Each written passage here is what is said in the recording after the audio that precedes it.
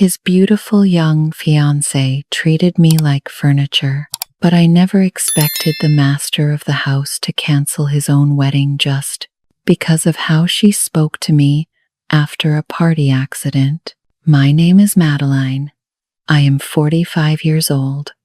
I work in a big house. The house belongs to Mr. Gabriel.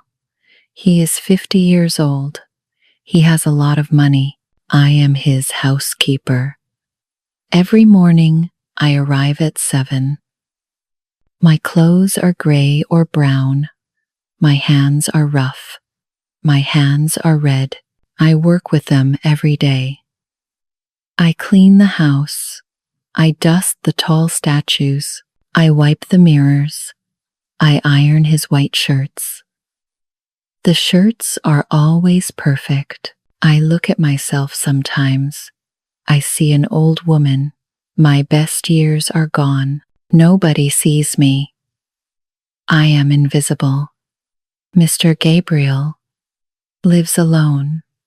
Well, he lives with me, but I am just the help. I am not family. I am not a friend. He has everything. He has 3 cars. He has expensive paintings. He has a garden with roses, but his eyes are sad. I know why. His wife died 5 years ago. The house is full of things, but it is empty of love. We do not talk much. I say, "Dinner is ready, sir." He says, "Thank you, Madeline, that is all." Sometimes I cook soup. Sometimes I bake bread. The kitchen smells warm, but he eats alone. I eat in my small room. I watch him from far away. He reads books. He drinks coffee. He stares out the window. He looks lonely. I understand. Lonely. I am lonely too. But my life is simple. I work. I clean. I go to my room. I sleep. The next day comes. I do it again. One day, everything changed. A woman came to the house. Her name is Selena. She is Mr. Gabriel's girlfriend. No, she is his fiancée. They will marry soon. Selena is young, maybe 30 years old. She is beautiful. Her hair is long and shiny. Her skin is perfect. She wears expensive dresses. She smells like flowers. She walks into the house. She looks around. She sees me. Her eyes are cold. "You are the maid?" she asks. "Yes, ma'am," I say. "I am the housekeeper." She does not smile. She turns away. She goes to find Mr. Gabriel.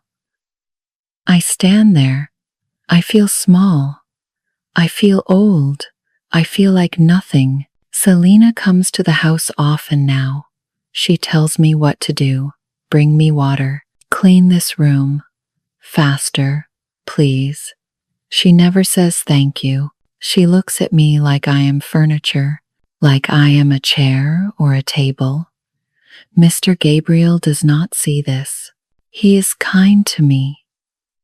But when Selena is here, he is different. He tries to make her happy. Selena laughs loudly. She wears bright lipstick. She holds his arm. She talks about parties and trips, but I see the truth. Mr. Gabriel does not laugh with his whole heart. His smile is tired. One afternoon, I bring them tea. They sit in the living room. Selena talks on her phone. She does not look at him. I put the tea down. I turn to leave. "Madeline," Mr. Gabriel says. I stop. "Yes, sir?" "This tea is perfect. Thank you." I nod. I walk away. My chest feels tight. Selena does not even look up. That night, I cry in my room. I do not know why. Maybe because I am tired. Maybe because I am lonely. Or maybe because I see something. Mr. Gabriel needs someone. But Selena is not that person. And I am just the housekeeper. I am nobody. The days go by. I clean. I cook. I stay quiet. Selena comes and goes. She is always beautiful, always cold. I think about leaving. But I need this job. I have no family. I have no other place. So I stay. I dust the statues. I iron the shirts. I make the soup. And I watch Mr. Gabriel. I watch his sad eyes. I watch him try to smile. I think he has everything, but he has nothing. And I think I am just like him. We are both alone. We are both invisible. We both live in this big, empty house, but he is the sun, and I am the shadow. One night, a storm came. The wind was strong. Rain hit the windows hard. The sky was dark and angry. Selena was not home. She went to a party. She wore a red dress. She left at 6 o'clock. I finished my work. I wanted to go home, but something felt wrong. I walked past Mr. Gabriel's room. I heard a sound, a low sound, like pain. I knocked on the door. Sir, are you okay? No answer. Just that sound again. I opened the door. Mr. Gabriel was on his bed. His face was red. He was shaking. Sir! I ran to him. Madeline, he said. His voice was weak. I feel terrible. My back hurts. My head hurts. I touched his forehead. It was very hot. He had a fever. I will call a doctor, I said. No, he said. His eyes were not the cold boss eyes. They were scared. They were human. Okay, I said. I will stay. I went to the kitchen. I made soup. Not expensive soup from a restaurant. I made my mother's chicken soup.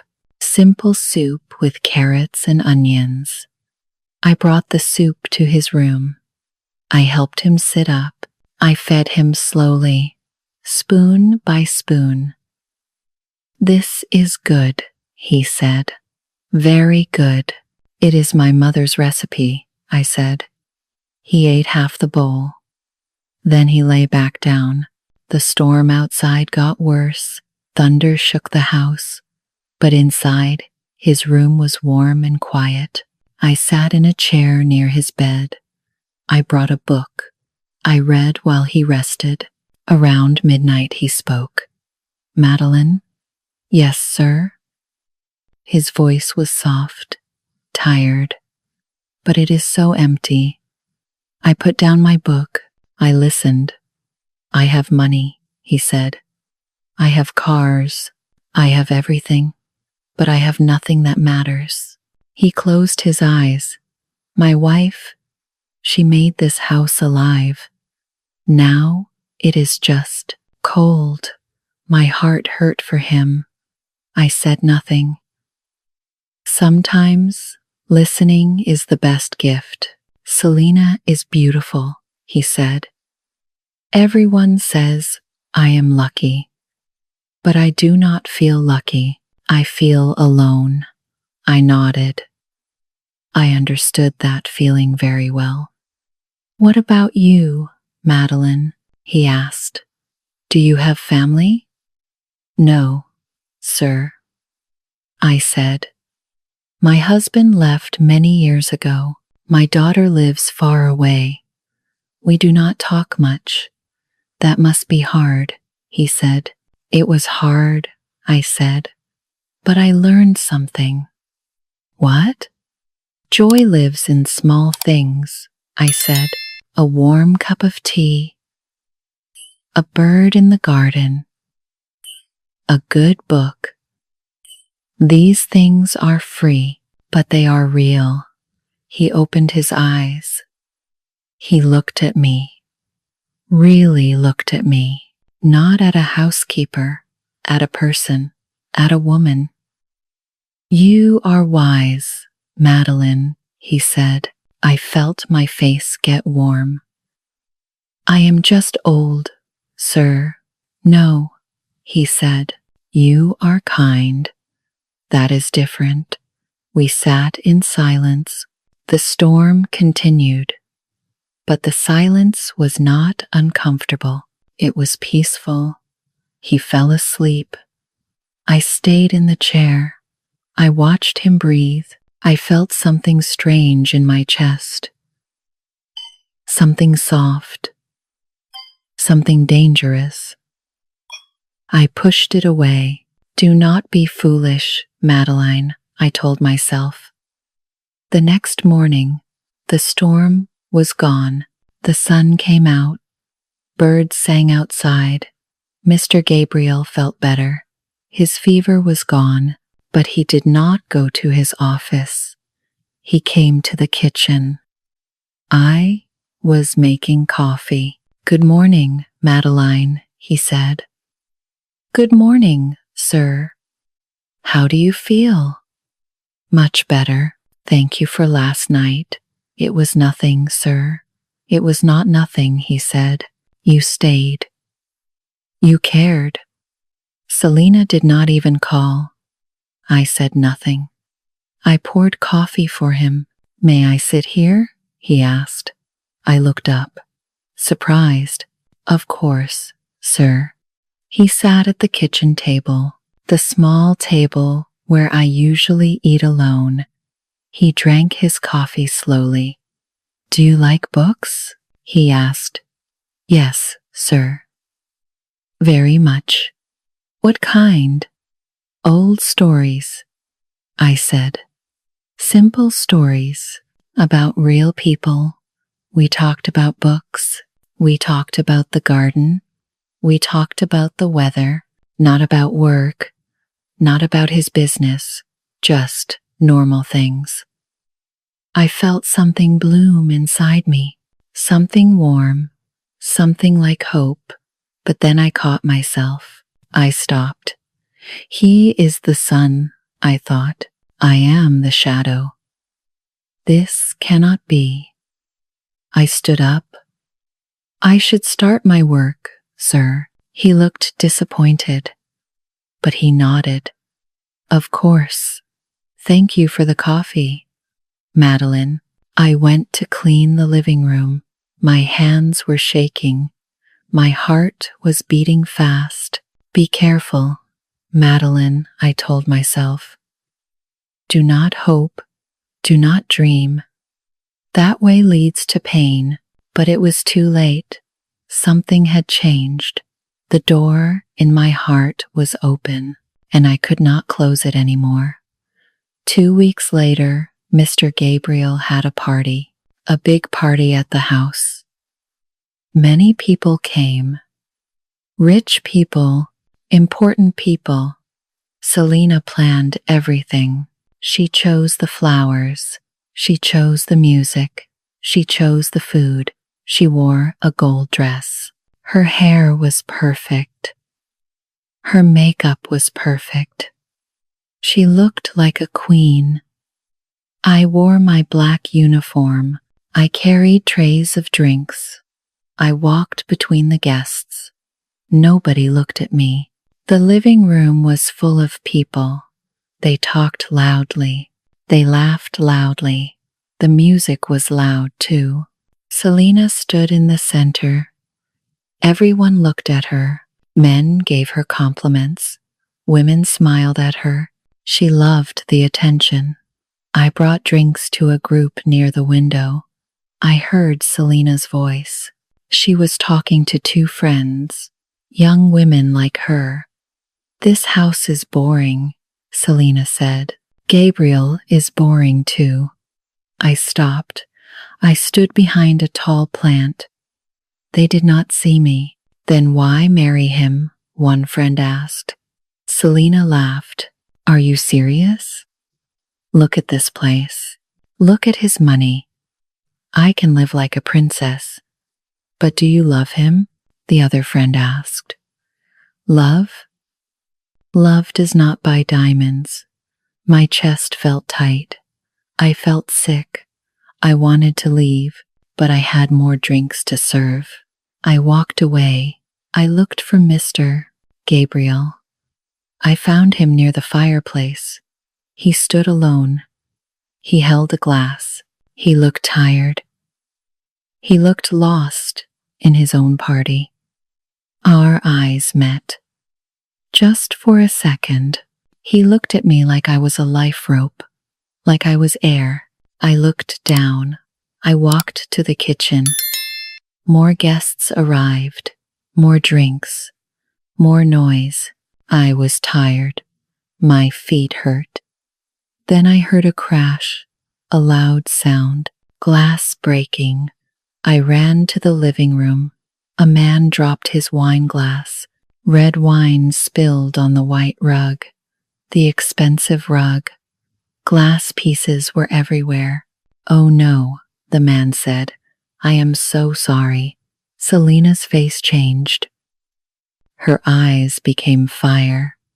"That rug cost $10,000, she screamed. Everyone stopped talking.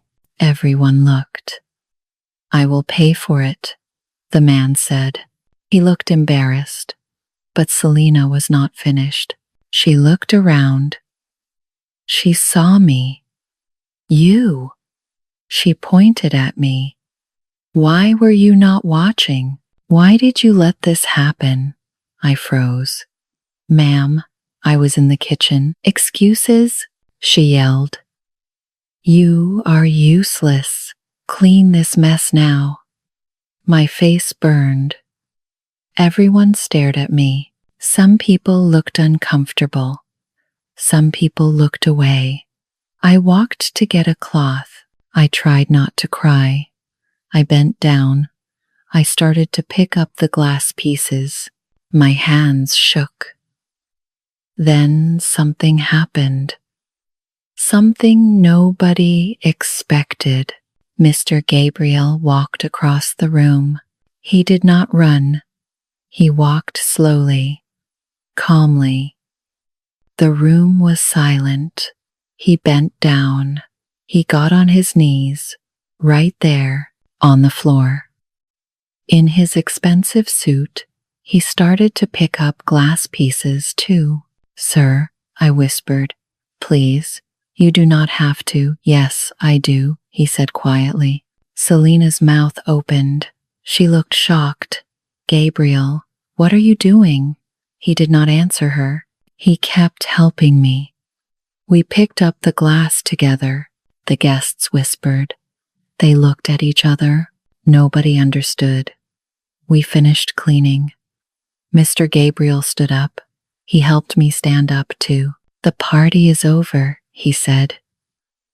His voice was calm but firm. "Thank you all for coming. Please leave." Selena's face turned red. "Gabriel?" "Now," he said. "Everyone, now." The guests left quickly. They whispered as they walked out. Selena stood there. She was angry. She was confused. "We will talk later," Mr. Gabriel said to her. She left too. She slammed the door. The house was quiet again, empty again. "Go rest, Madeline," Mr. Gabriel said. He looked at me. His eyes were soft. "You did nothing wrong. Go rest." I nodded. I went to my room. I closed the door. I sat on my bed. Then I cried. I cried hard. I cried for many reasons. I cried because Selena was cruel. I cried because people saw me on the floor. I cried because I was embarrassed. But mostly, I cried because of what I finally understood. I loved him. I loved Mr. Gabriel. Not because he was rich. Not because he was my boss. I loved him because he was kind, because he saw me, because he knelt on the floor beside me. But love was not enough. Love could not fix everything. He was rich. I was poor. He was educated. I was not. He was 50. I was 45. But that was not the problem. The problem was simple. He lived in the sun. I lived in the shadow. We were from different worlds. We could never be together. Forget him, Madeline, I told myself. Forget this feeling. It will only hurt you. But my heart did not listen. My heart wanted what it wanted. And that was the most dangerous thing of all. The next morning, I was in the kitchen. I washed the dishes from the party. My eyes were still red from crying. I heard footsteps. Selena walked in. She wore sunglasses. She looked angry. "We need to talk," she said. I dried my hands. "Yes? Ma'am?" She took off her sunglasses. Her eyes were hard, cold. "You need to leave," she said. "Excuse me? Leave this house. Quit your job. Go away." I stared at her. "Why?" "You know why," she said. "Gabriel looks at you. He talks to you. He knelt on the floor for you."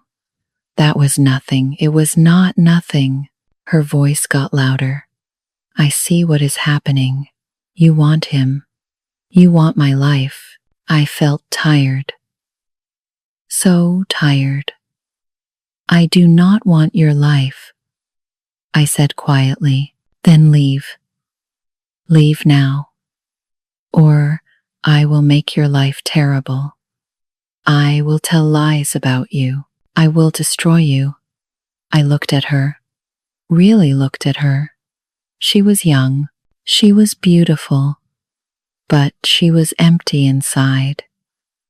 She was afraid. I felt sorry for her. She had everything on the outside, but nothing on the inside. "Okay," I said. She looked surprised. "Okay, I will leave," I said. "Good." She put her sunglasses back on. She walked out. I stood in the kitchen. My hands shook, but not from fear, from something else, from decision. I was not leaving because of Selena. I did not fear her. I did not care about her threats. I was leaving because I loved Mr. Gabriel, and my love caused problems for him. It caused fights. It caused pain. If I stayed, things would get worse. Selena would be angry. Mr. Gabriel would be caught in the middle. I loved him. So, I had to go. Love sometimes means letting go. I went to my room. I had few things. Some clothes, some books, one photo of my daughter. I put everything in a small bag. Then I sat at the small desk. I found paper and a pen. I wrote a letter. "Dear Mr. Gabriel, thank you for your kindness. Thank you for seeing me. But I must leave now. This is my choice. Nobody forced me. Please do not look for me. Please do not worry. I wish you peace and happiness. Madeline." I put the letter in an envelope. I took my key to the house. I put both on the kitchen table. I looked around the house one last time. The clean floors, the fresh flowers I picked yesterday, the windows that let in morning light. This house was my life for 3 years, but it was never my home. It was time to find my own home, my own peace. I walked out the door. I did not look back. If I looked back, I might cry. I might change my mind. The morning air was cool. The sun was bright. I walked down the long driveway. My bag was light. My heart was heavy, but also free. It hurt. It hurt very much, but it was the right pain, the clean pain, not the slow poison of staying in the shadows. I chose me. For the first time in many years, I chose myself.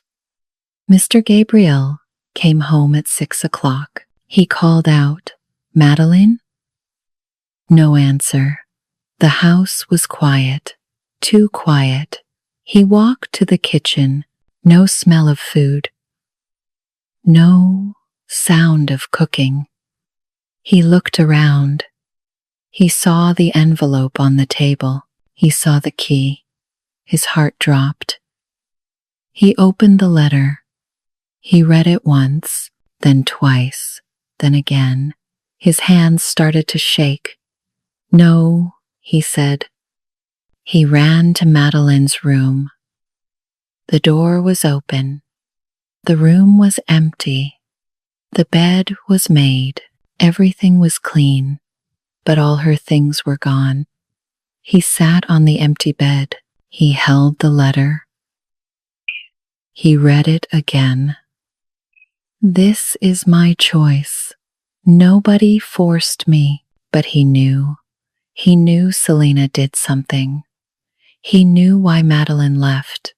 He looked around the room, this small room where Madeline lived, where she read her books, where she cried last night.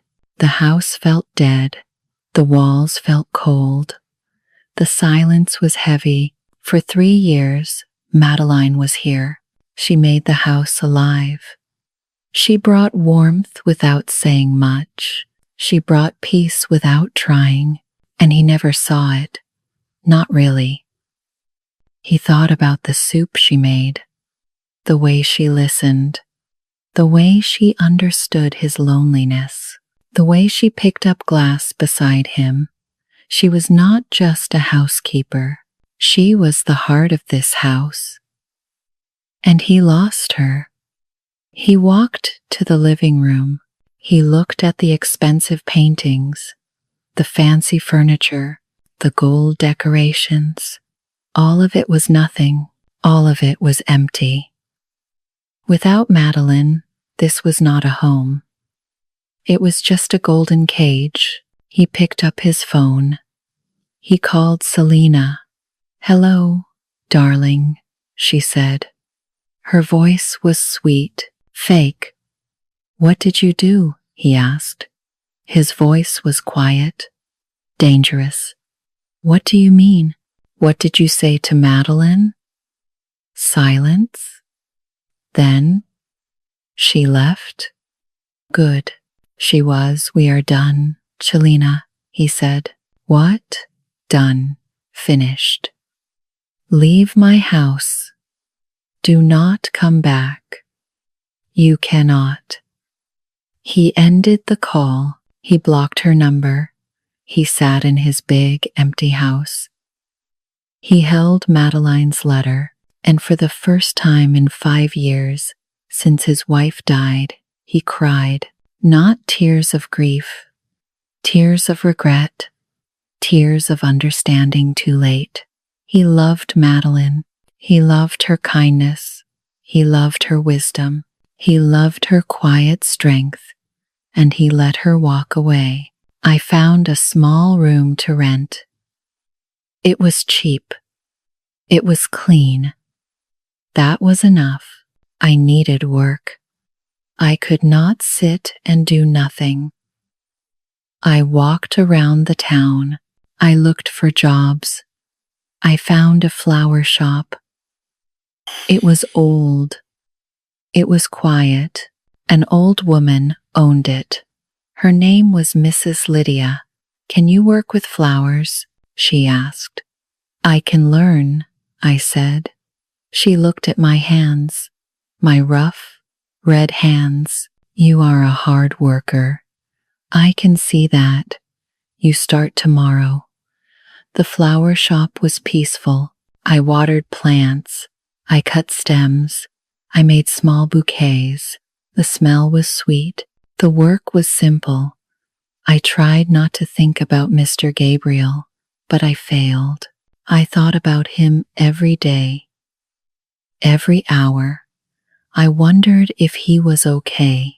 I wondered if Selena made him happy. I wondered if he forgot me already. "Stop, Madeline," I told myself. "He is not yours. He was never yours." 1 week passed, then 2 weeks. My life found a new rhythm. Come home, sleep, repeat. It was a small life, but it was mine. Nobody yelled at me. Nobody made me feel invisible. Mrs. Lydia was kind. She brought me tea. She told me stories. She did not ask about my past. One afternoon, I was in the back room. I arranged roses, red roses. They reminded me of the wine on the white rug. They reminded me of that terrible night. Mrs. Lydia called from the front. "Madeline, someone is here for you." I froze. "For me?" "Yes. Come." I walked to the front of the shop. My heart beat fast. Mr. Gabriel stood there. He wore simple clothes, just jeans and a shirt. No suit, no tie. He looked different, tired, thinner. His eyes were red. "Madeline," he said. I could not breathe. I could not speak. "How did you find me?" I finally asked. "I called the agency. They told me where you worked." I looked down. "You should not be here. I had to come." "Why? What do you want?" He stepped closer. "I want to talk, please. Just 5 minutes." Mrs. Lydia looked at us. She smiled. "Take your break, Madeline. Go talk." I had no choice. I followed Mr. Gabriel outside. We stood on the street. Cars passed by. People walked past, but I only saw him. "Selena is gone," he said. I ended it. "The day you left?" I said nothing. What could I say? "I was a fool, Madeline," he continued. "I looked for the perfect woman, the woman society wanted me to have. Young, beautiful, impressive." He looked at me.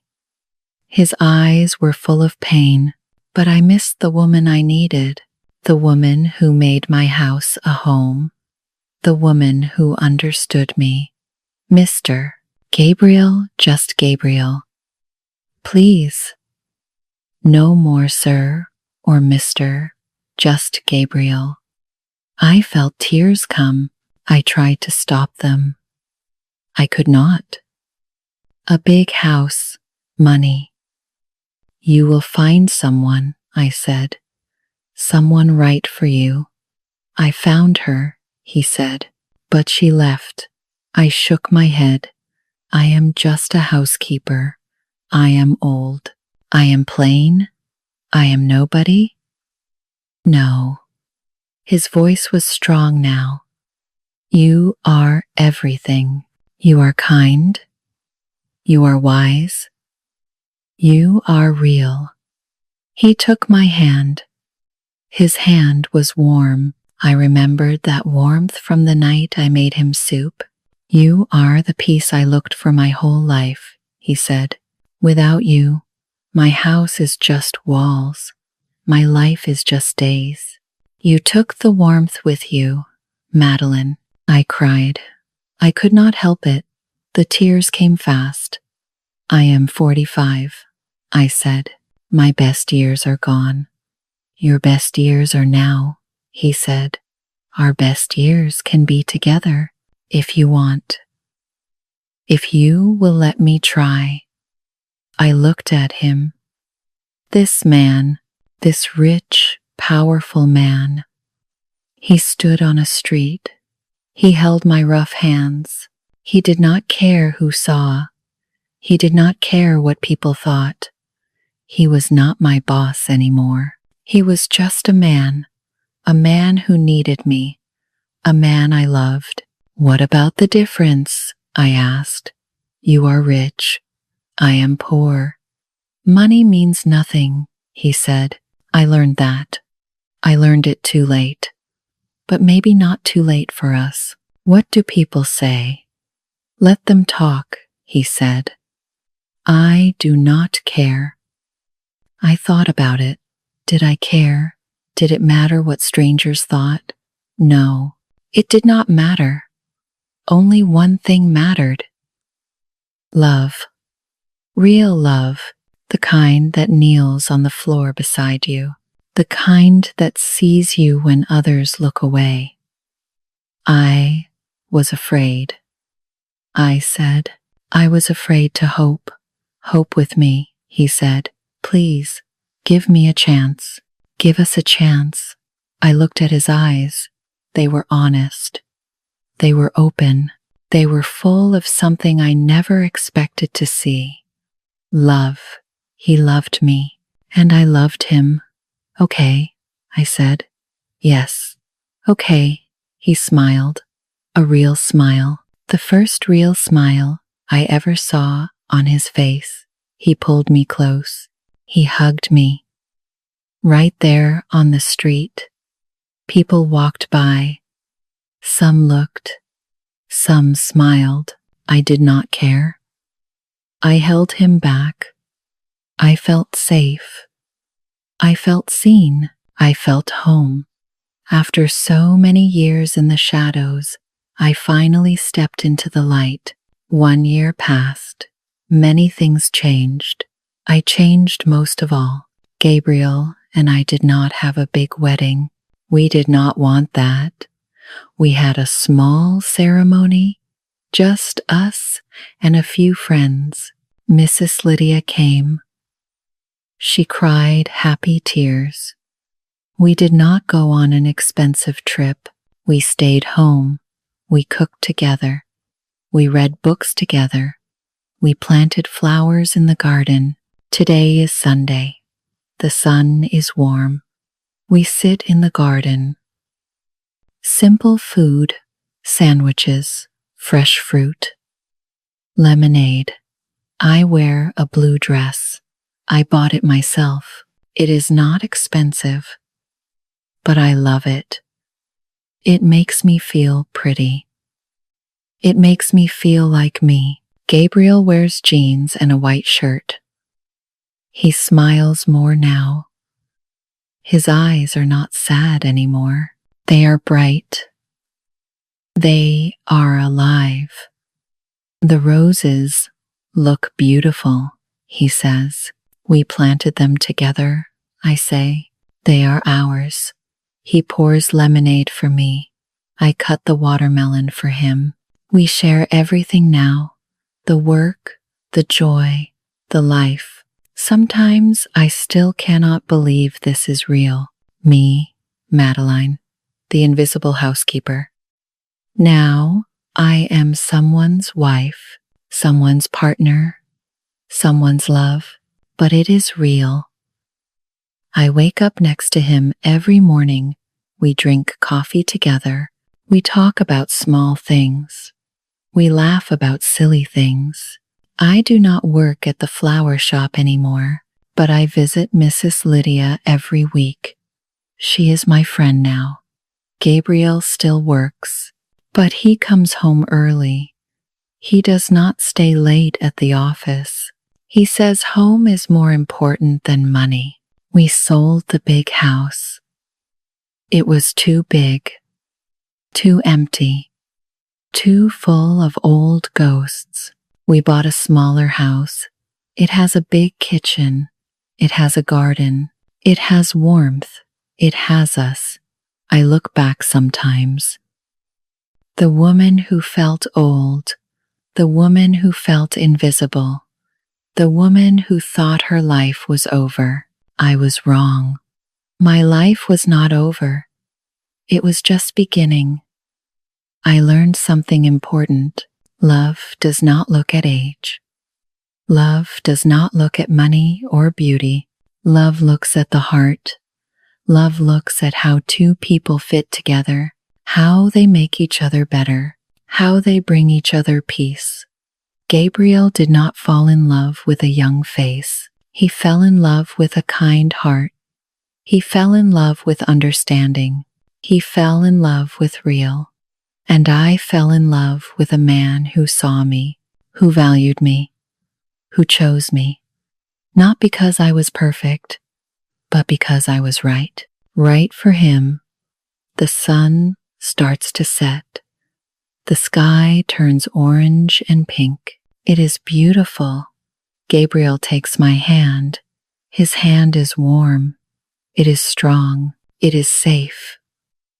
Are you happy, Madeline? He asks. I look at him. I smile. Yes, very happy. Me too, he says. You saved me. No, I say. We saved each other. He kisses my hand. I lean against his shoulder. We watch the sunset together. My heart is full. My life is full. I am not invisible anymore. I am not in the shadows anymore. I am the woman he wanted, the woman he chose, the woman he loves, and more importantly, I am the woman I love. I am proud of who I am. I am proud of my choices. I am proud of my life. This is not a fairy tale. This is real. Real love. Real happiness. Real peace. And it is more beautiful than any fairy tale could ever be. Thank you for watching. If you want to support our channel, please like, share, and subscribe to Teddy English Story. Your support helps us create more great videos for you.